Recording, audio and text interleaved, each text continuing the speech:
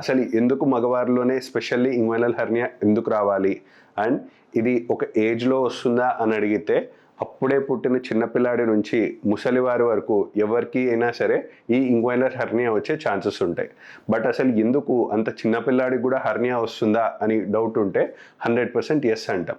ఎందుకు అసలు inguinal hernia వస్తుంది అంటే మనం తల్లి గర్భంలో ఉన్నప్పుడు మనకు టెస్టిస్ అంటే వృషణాలు ఏవైతే ఉన్నాయో ఇప్పుడు బయట జనరల్లీ స్క్రోటం అనే సంచిలో ఉంటాయి. బట్ అదే టెస్టిస్ పుట్టక ముందు ఎట్లా ఉంటాయంటే కడుపులో ఎక్కడో కిడ్నీస్ పక్కన ఉంటాయి.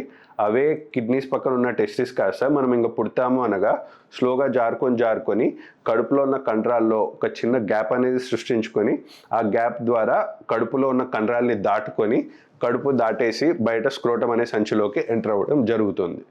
బట్ ఇప్పుడు ఏమవుతుంది, ఎక్కువ మందిలో వన్స్ ఆ టెస్టిస్ బయటికి వెళ్ళి జారిపోయిన తర్వాత ఏ గేట్ ద్వారా అయితే ఆర్ ఏ గ్యాప్ ద్వారా అయితే ఇది టెస్టిస్ బయటికి వెళ్ళిందో ఆ గేట్ అనేది స్లోలీ మళ్ళీ దగ్గరకు వచ్చి ఆ కండరాల్లో గ్యాప్ ఉందా లేదా అన్నట్టు ఉంటుంది.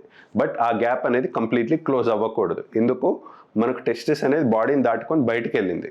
బట్ టెస్టిస్ కూడా బ్లడ్ సప్లై కావాలి, నర్వ్ సప్లై కావాలి అండ్ స్పర్మ్స్ ఏవైతే టెస్టిస్లో పుడతాయో అవి మనకు మళ్ళీ బయటికి రిలీజ్ చేయడానికి పైప్స్ ఉండాలి.